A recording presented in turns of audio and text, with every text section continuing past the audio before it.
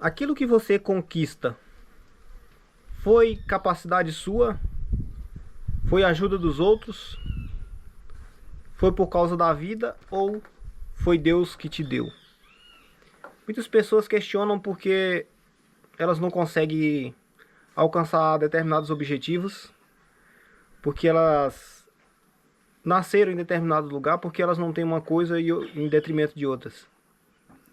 E aí vem o questionamento, aquilo que acontece na sua vida. Muitas pessoas falam assim, tudo depende só de você. Será se realmente tudo depende só de você? Ou a vida de alguma forma tem algo encaminhado para você? Por que você escolheu um determinado caminho em detrimento de outro? Isso era algo que já era determinado na sua vida? Ou foi uma escolha de Deus na sua vida? Ou foi uma escolha racional sua? A vida é cheia desses tipos de perguntas. E essas perguntas, às vezes, se você começar a pensar e refletir muito sobre elas, te leva a meio que um estado de ansiedade em querer conquistar algumas coisas. É normal que nos dias atuais que a gente tem a possibilidade de conquistar muitas coisas, a gente tem uma certa ansiedade para alcançar esses objetivos. E aí, se a gente não tem claro essas perguntas a resposta dessas perguntas, a gente entra nesse estado de ansiedade, né? E o que a vida tem me ensinado até agora sobre ansiedade? A ansiedade, ela é causada principalmente quando você não tem um objetivo claro da sua vida. E é difícil você encontrar esse objetivo claro. Porque muitas vezes a vida te leva em um ponto, te leva para baixo, e você tem esse gráfico de sobe e desce, e nem sempre isso fica claro na nossa mente. Por que que isso aconteceu? Foi uma escolha minha ou foi o destino que me deu essa possibilidade? Existe um estudo que fala que, estudo mais do lado da religião,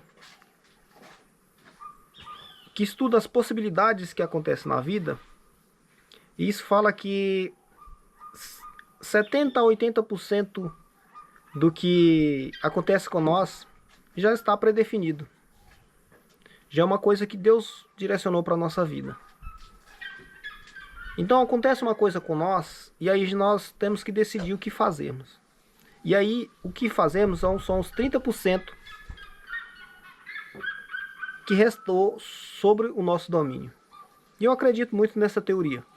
Então Deus tem algumas coisas para nós. E quando essas coisas acontecem, nós temos que tomar as decisões. E são essas decisões que estão sob o nosso controle. No mais, não é o nosso controle.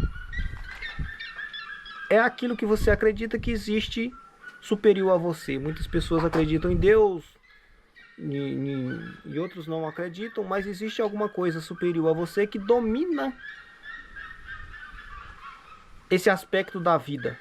Esses 80% dos aspectos da vida. E são nesses 80% que você não tem controle nenhum. Por exemplo, quando vai chover, você tem controle? Não. Você não tem controle. Mas comprar um guarda-chuva para você sair e não se molhar, você tem o controle? Sim, porque essa é uma decisão sua, não é algo natural. Então você não tem o controle sobre a chuva, mas você tem o controle de sair com o guarda-chuva para não se molhar. Você tem o controle sobre o sol? Não. Mas se você precisar fazer uma viagem, você pode vestir uma roupa que não vai te prejudicar nessa viagem. Então são o pós-ação do ato natural que a gente tem controle. Nós não temos controle 100% da nossa vida. E A gente ouve muito falar, fala, tudo depende de você. Não, não é tudo que depende de nós. Nós temos que estar alinhado com o que Deus tem para a nossa vida, para que o que Ele tem a nossa vida, nós escolhermos os caminhos que estão alinhados com aquele nosso objetivo e nosso propósito. Nós não temos o controle de tudo. Ninguém tem o controle de tudo. A vida, o universo, pertence a Deus. Então, eu acredito nisso e